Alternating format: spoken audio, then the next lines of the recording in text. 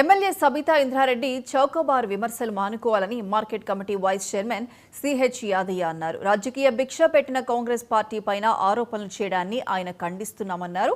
దళితులకు 3 ఎకరాల భూమి అంటూ నిరుద్యోగులకు ఉద్యోగ భృతి కల్పిస్తామంటూ తీరా అధికారం చేపట్టాక వాటన్నిటినీ తుంగలో తొక్కిన చరిత్ర బీఆర్ఎస్ది కాదా అని ప్రశ్నించారు.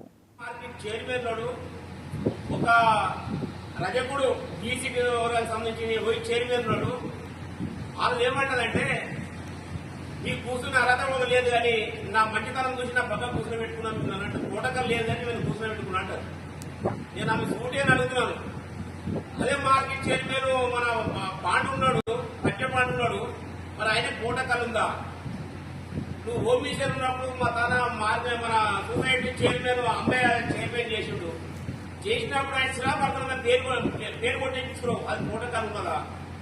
కొంచెం మాట్లాడతాను కన్నా నీకు ఎందుకు అసలు అర్థమవుతుందా? ఇది పరిస్థితులు వెళ్ళిపోయింది.